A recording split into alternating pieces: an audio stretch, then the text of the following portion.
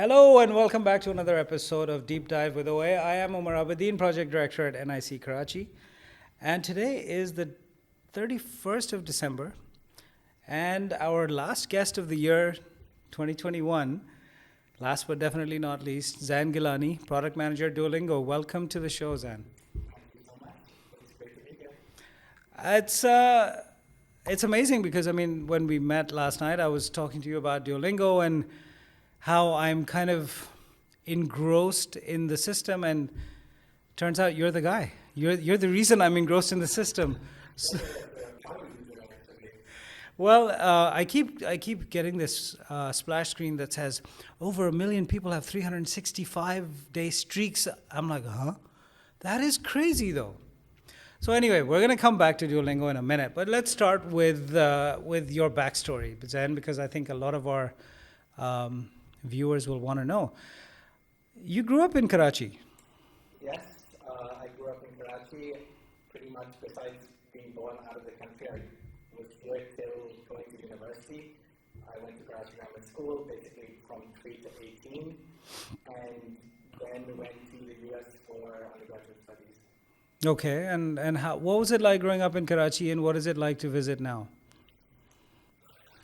The question I think we don't have time to get fully into, but it's interesting because since I graduated university, well, I've only been here twice in the last 8 years. The last time I was here was 4 years ago, and then 4 years before that for my brother's wedding. So definitely That's right. a lot has changed in the last 8 years, and it is interesting to try to piece together, what has actually changed, what is different in the experience. In some ways, I'm obviously preferring an older and I've been living abroad, and now when I visit, my parents have sold their house, so I'm staying with my nana and nanny, which is also a different experience. But I think some of the noticeable things definitely are, like, tech is a thing over here, thing over here. When I had left, people were just kind of using smartphones, but the internet wasn't that good, and touchscreen phones were barely a thing. I feel like in high school, middle school, like mobile razors are absolutely the thing that people aspire to have, BlackBerry. So that has been a game changer for me. I've used Korean everywhere. That's been one big difference. Interesting. Yeah, I guess if you come back in at regular intervals that are long enough, you can actually. I guess we don't notice it because we're here and we're kind of seeing it every day. So. Exactly. I feel like 4 years ago was big for me because that was the first time I was like, oh, there are tall buildings going up. And I don't remember, that was not part of my lived experience really growing up over here. So tall buildings, smartphones, apps, all of the new underpasses and flyovers was cool to see. Of course, with the traffic pollution, all of those things too. Yeah. But yet, unfortunately, I'm only visiting for like 1-2 week stretches at a time. Hopefully, it's only 4 years. Next time I'm back here. No, I hope not. Okay, so let's continue on. So where did you go to school in the U.S.? Yeah, I went to Columbia University, which is in New York City, and I was there for 4 years with my undergraduate. Over there, I actually did it in political science and East Asian studies, where I studied Chinese. So if you want to test any Chinese from Duolingo, my Chinese is not. I'm not confident enough to try it. I'm very confident as well. So it's not a problem. No, well, I met a Chinese gentleman from Huawei. He was here at NIC last week, and I greeted him in Chinese, and he was very happy, like surprisingly so. I definitely think, like Pakistan, China is a culture where when foreign people take the time to learn the language, they get thrilled. It's like still very exciting. That, by the way, is also one of the differences from the last time I was here, which is even at the airport, seeing the CPEC kind of separate kiosk for immigration and seeing like Chinese development over there is also big. Yeah.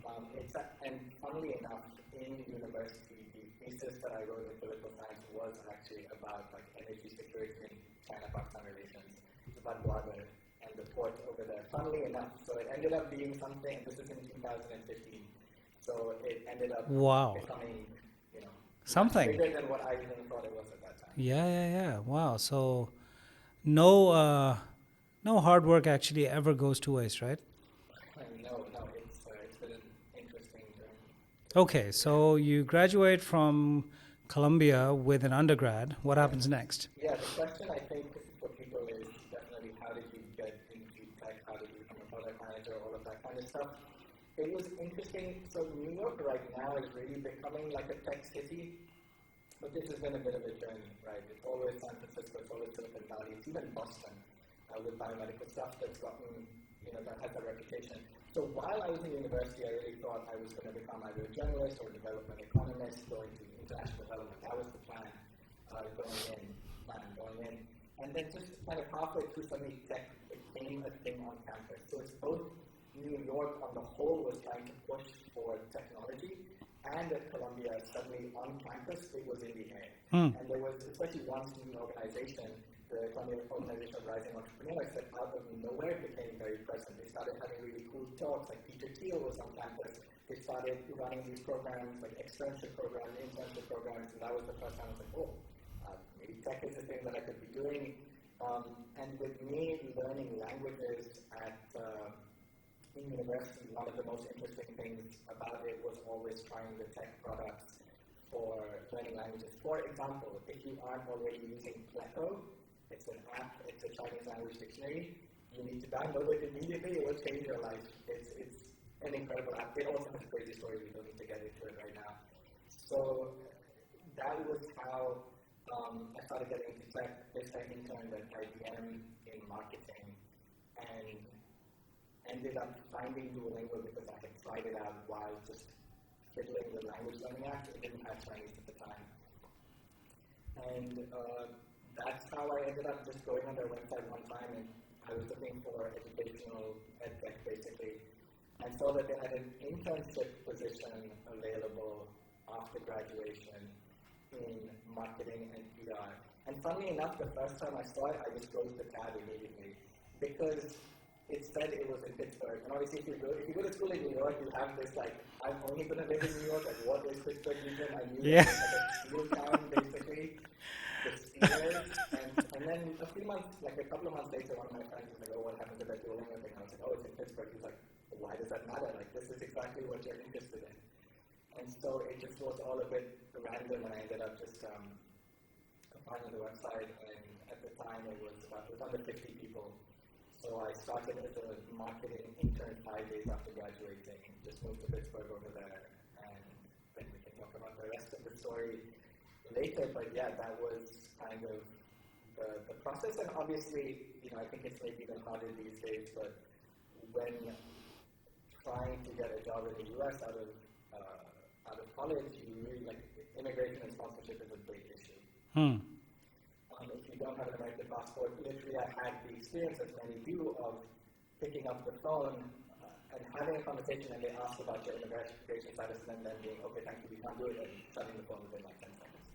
So luckily, Duolingo, also founded by immigrants, had a very generous policy with regards to immigration and sponsorship of visas, especially for someone who did not have a science degree. Wow, So, okay. Very lucky, yeah. No, I think people make their own luck. I mean, the fact that you were interested in languages, you'd already researched them, and a bunch of other people or apps like them would have gone a long way with them, right? They'd be like, this guy, this kid is a natural for us. It's a good fit. He understands what we're trying to do. He's already doing it himself, so he can add a lot of value to what we're trying to do. Okay, so you did that. You started. How did the internship go? What happened next? Yeah. So should I give you the spiel on Duolingo yet? Well, I'll give that in a second. But basically, the marketing organization at the time was like 3 people. Duolingo has grown in this entire 10-year period almost entirely through word of mouth. Now there are 500 million downloads, 40 million plus monthly active users. But at the time, my boss was like, her thought was that she would hire a marketing intern to just work on local PR in Pittsburgh to raise the name of Duolingo, because it's kind of, now it's one of Pittsburgh's crown jewels as it rebrands itself from a steel city to a tech city. To biotech, tech. That's really the new wave over there. But within a few days, she thought, okay, this is not worth this time. Like, he clearly has more to offer than doing local Pittsburgh PR. So the internship basically 2 months in became a full-time position, and then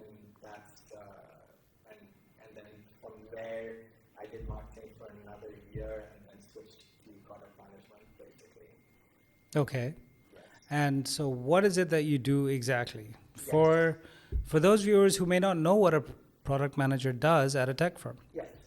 So I'll start with just 5 seconds on Duolingo, like what Duolingo is. No, take more time. I'm a huge fan, so take more time. Let me give the spiel on Duolingo first, and then we can get into the specifics of product management. Duolingo is a language learning app. It's you can learn, I think, 40 plus languages at this point in time. Though, what do you think? Before we go on, what do you think is the most commonly learned language on Duolingo? English. You know, so English. No, I didn't know. I just guessed.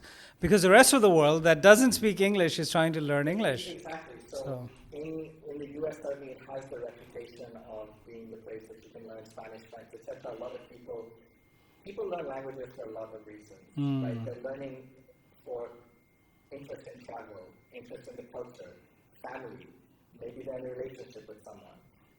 Maybe they're just trying to train their brains. But obviously the big one that I haven't mentioned is learning for school and business, learning to get ahead in life, learning for opportunities. And English has that value in a way that no other language does. So there are probably like 1.5 billion people learning languages actively, and the vast majority of those are learning English, and they're learning from a low socioeconomic position, and they're learning to get ahead in life. Of course, in Pakistan, we know this more than anywhere, the power that English has and English fluency has. Yeah. So people are learning English more on Duolingo than any language, and that is kind of actually the mission of Duolingo, which is to provide the highest quality language education and make it accessible to everyone. The idea here is that education, again, as people in Pakistan know, as someone who went to Karachi Grammar School knows, education is supposed to be this thing that launches you forward and lifts you up. But usually what happens is the wealthiest people can afford the best quality education.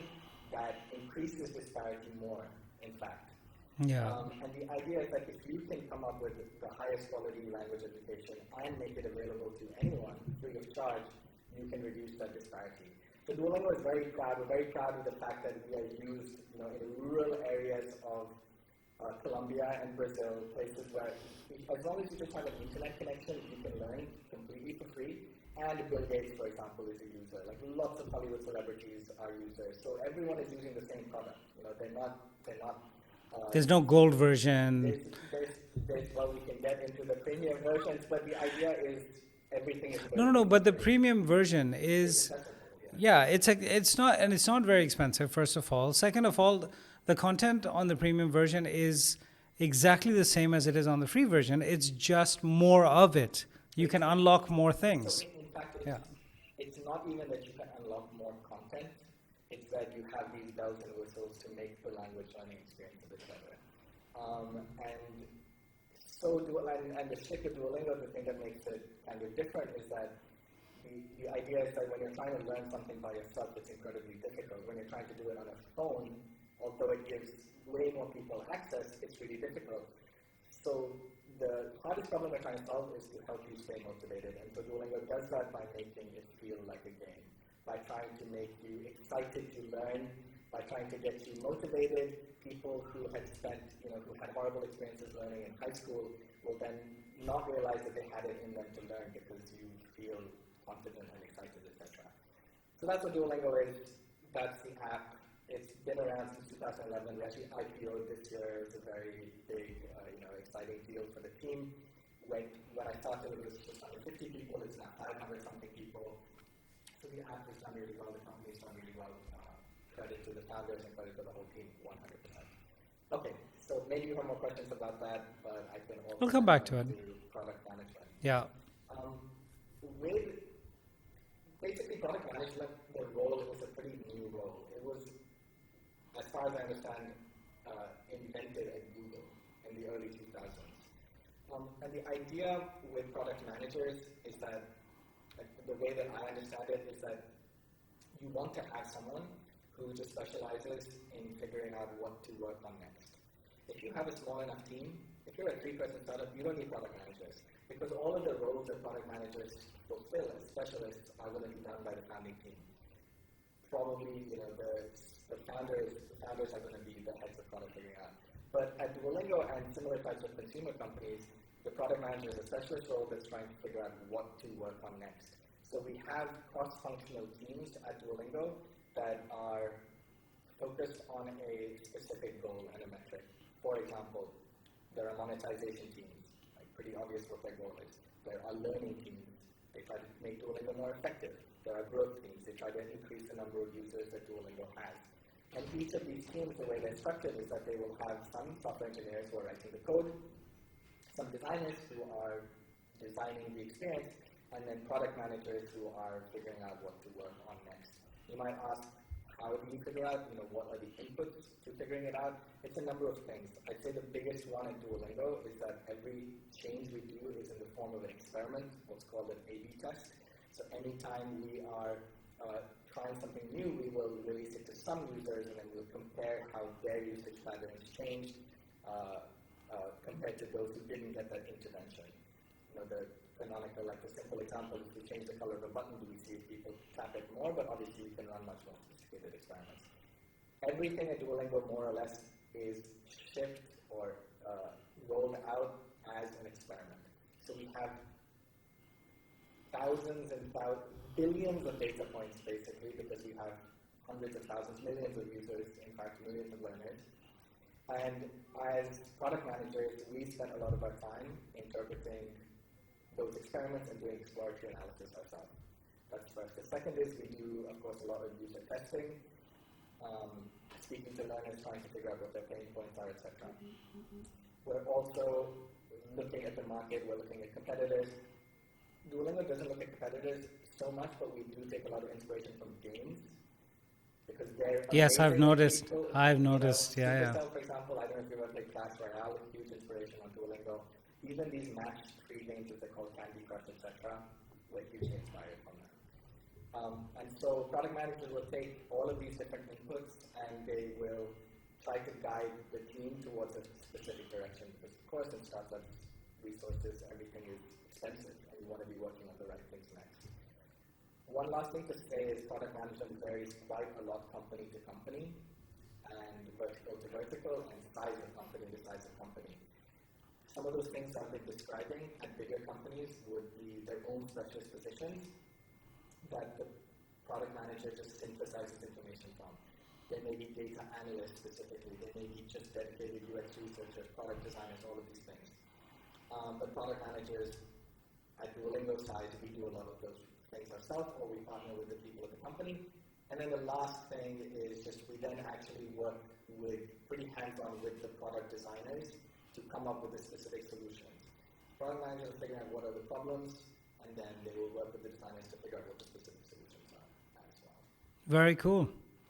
So you touched a little bit on the org chart, if you will, at Duolingo. So you mentioned cross-functional teams, but can you talk a little bit more about that? How is the company structured across the 4 offices, or you guys have 4 offices, right? So the first thing to say is it's evolved quite a lot. When I first joined, there was just one app team, basically, for the iOS, Android, and web apps, the website. And as we got bigger, we decided to split it up. And the way to split it up was these kind of pillars: growth, monetization, learning, etc. Now the way the company is, it's gotten bigger and bigger, such that before, when there was a monetization and a learning team and a growth team, these are areas now that have teams within them. Right.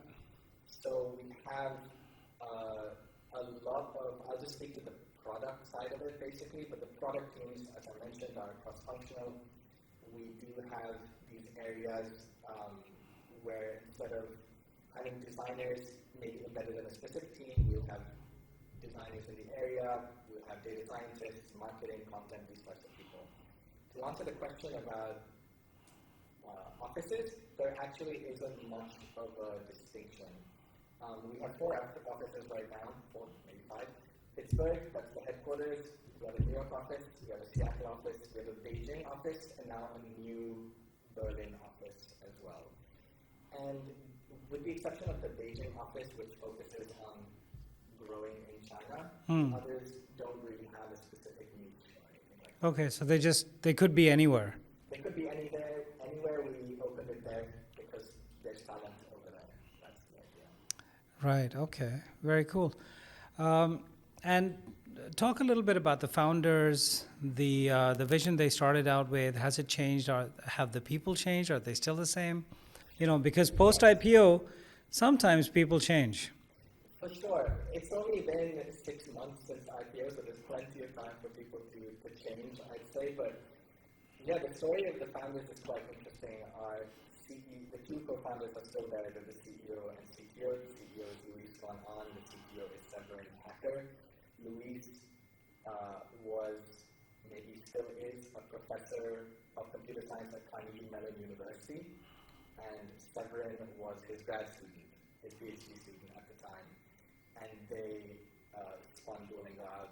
Severin is Swiss, Luis is Guatemalan. I'll give you the interesting parts about Luis because he has quite a cool story. He grew up in Guatemala and he came to the US. He has, you know what CAPTCHAs are? Yeah.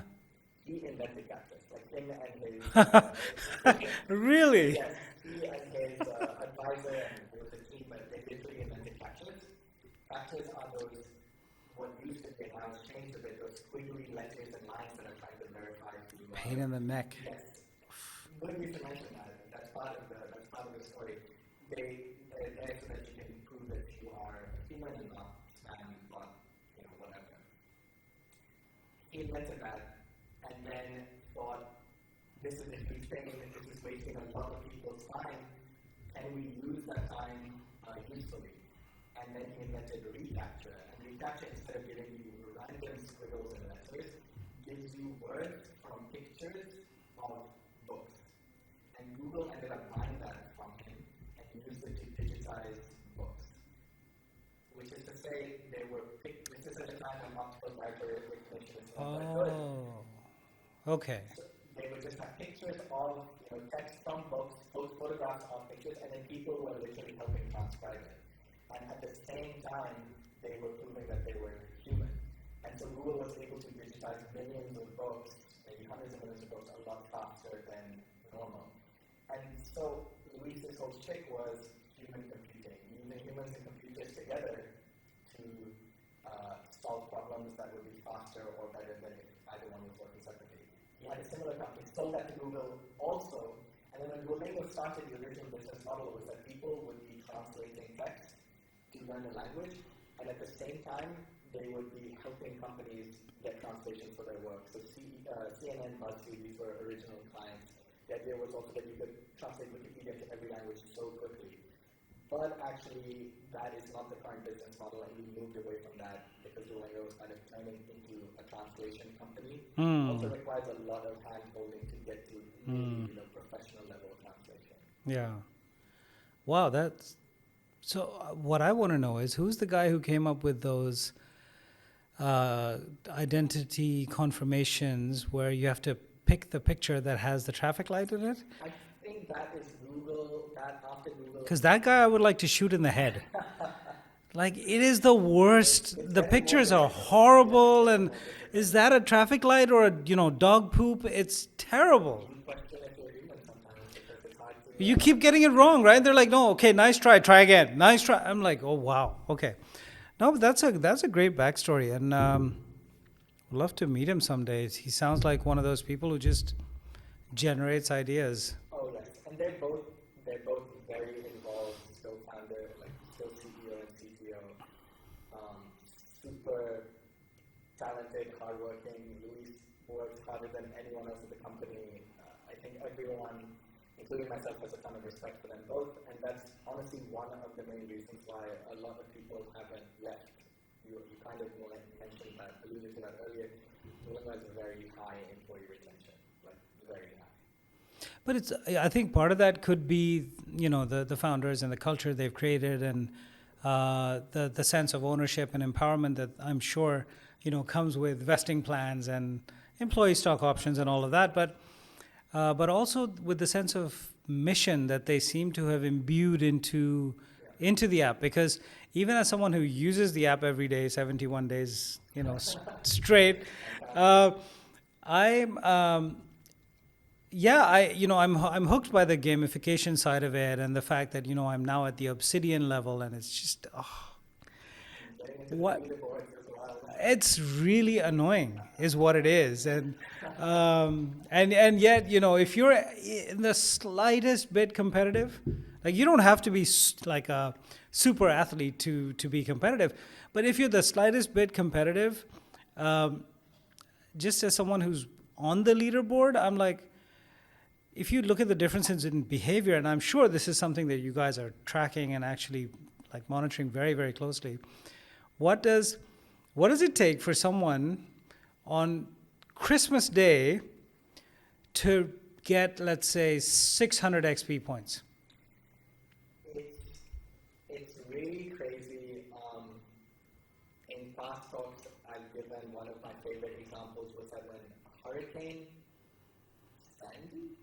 Irma, there was a big hurricane in Florida, several days, devastation. People were writing to us from Florida saying, my power was gone, I had to evacuate, can you restore my streak, please? And that was the thing that some people had on their minds. Wow. In the face of a natural disaster. And not that I'm lucky to be alive, thank you God, but please, Duolingo, give me my streak back. I worked hard for this, I need it back. And what did you guys do, just out of curiosity? We did. People write customer support tickets, and we have a whole policy in place. If things go wrong, we repair streak or like internet issues, etc. Wow, good. So it speaks even more powerfully to the mission, right? So the mission isn't about engaging people in a streak, it's about giving them that sense of empowerment that comes from learning a new language. And you rightly pointed out there are so many ways and reasons that people engage in language learning. I think my personal first experience was before I was getting married, and this is 26 years ago. Yesterday was my 26th anniversary, so it's more than 26 years ago. I actually engaged a tutor who came to my house for a year to teach me Sindhi, because my wife is Sindhi, right?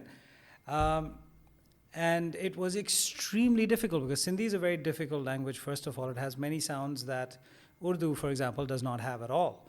And it's very difficult for non-Sindhi speakers to make those sounds, because you can't even hear the difference. However, there were some outcomes of that 1 year of training that have played a significant role in my life. One of them was that my in-laws, when they found out that I had made the effort to learn the language, they basically elevated me to prince status in the family. And so even today, when they talk to me, it's with a lot of love and respect, because of something I did 25 years ago. I made the effort to get to know them and their culture, right? So that was one massive impact in keeping sort of happiness in the extended family. My tutor comes to my house even today. Like I think he's been to meet my parents 3 times in the last year. He brings his family. Because when he was tutoring me, he was a young student at Sindh University in the interior of Sindh. So after that, he got married, he had kids, he started a business, had farmlands. He brings dates, he brings, fresh produce from his farm, he sits with my parents. Whether I'm there or not doesn't matter. He's not there to meet me, he's there to meet my parents. It's crazy. That is what languages do for people, right? They bring people together at a level that you would never expect. It's something that's very sacred to people, I think, languages. And the motivations to learn a language can go from the frivolous, Korean pop stars, I want to speak to them one day, to really things that strike at the core of people and relationships. Yeah. And I think that is the stories that give us goosebumps is absolutely when people write to us and tell us the connections that they're able to make and the relationships they're able to have when they take they put in the effort to learn the language. Because there are so many people who want to learn, but previously it was just too hard to do it. They either just didn't exist, or it was very expensive. or it's incredibly expensive, or Yeah. you just don't know where to look because now there's just too much out there. One interesting little story is that we, a couple of years ago, received an award from the President of Ireland because we helped Revive, we've yeah. literally been part of the revival of the Irish language, Yeah. which is spoken by only a few 100,000 native speakers in Ireland. Is it called Gaelic? Irish. Or is Gaelic Welsh? There's different branches of Gaelic, like there's Scottish Gaelic as well and Irish Gaelic. Okay, all right. But literally there are more people learning Irish and Duolingo than there are native speakers in Ireland, and so they were very grateful. And then there's Scots and the Welsh people got jealous, and they're like, we need to add our course as well, so now we also have those courses too. But you're right, the mission is, I think, the glue that certainly motivates a lot of people. The mission and the culture are one and the same like Duolingo. Because there are many times, it's pretty hard to toe the line between having this mission and trying to reach as many people and being a public company or a company that is trying to make money. This is not an NGO, and it's deliberately not set up to be a non-for-profit. But I think the credit is to the founders to maintain the line as well and be like, no, this is what's driving us forward, and this is kind of the ultimate vision, and this is why we're doing things. Amazing. What an amazing conversation to end the year with. It's been a tough year. Like generally, if you look around the world, it's been a tough year. People have really struggled with COVID, isolation, depression, this sense of, there's no light at the end of the tunnel. Vaccinations, getting over your fear of needles, fear of the unknown. On the other hand, we have some amazing stories coming out of 2021 as well, right? So stories of resilience and, people finding their best versions of themselves and so on.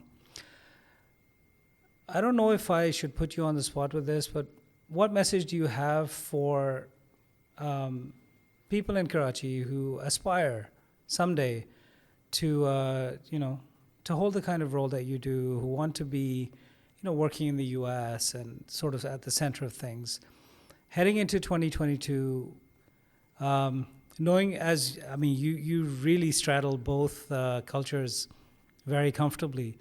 What advice do you have for them heading into the new year? It's a big question, and also as a side note, it's one of those things that Duolingo has ended up being a kind of a place of refuge for people when they're shut down or locked up at home. We see usage increases because people now find, maybe as a silver lining, the time to work on this thing that they usually don't have time for. I would say I would say it's a blessing to live at this point in time. Like there is no other point in time in all of history that I would rather be in. And for young people especially, or younger than myself I should say, there's no better time to be young, to have the internet for most people accessible. Everything, the world it's just there. It's literally online, and the amount that you can learn and grow from is infinite, basically. And now in Karachi and in Pakistan, there is no better time to be in technology and try to do the things that I'm just beginning to do as well. And it's even less so now that you have to go all the way to the US and do it. It's coming here. And I think if you are open to the fact that things are changing very quickly and that you kind of just have to take your opportunities where they come, and if you are excited, if you're like hyped for whatever is coming, I think that goes a long way. I have been this path, whatever it's been, has been so filled with fortune along the way. Sometimes random, sometimes, to even get sponsorship for a visa, that's one thing. You then have to enter a lottery. You have to win the lottery. And I won the lottery. And then, it's all of these steps that are happenstance and luck. So there's a lot of luck involved. There's a lot of fortune, a lot of privilege involved. But notwithstanding, I think there's a lot for people here as well. And there is more to come. I'm pretty optimistic, I would say. Fantastic. Zan, on that note, thank you so much for being here. I know you're on holiday. It is December 31st. We're heading into, a long, hard night of partying for some. I think you'll be getting on a plane. So your partying is going to be somewhat restricted. Somewhat. Somewhat, exactly. And New Year's to every time zone. It's going to be extra special. Zan Gilani, thank you so much for being here today. This has been a deep dive with OA. And to all our viewers out there, thank you for being with us this year. We look forward to seeing you again in 2022. Seems strange. It's going to take a while to get used to that 2022 because it seemed so far away, A year ago, it seemed a very, very long way away. So we'll see you all then, and stay safe. Do not party too hard. Don't do anything that I wouldn't do, or at least don't do it without me. And on that note, Happy New Year. Bye for now.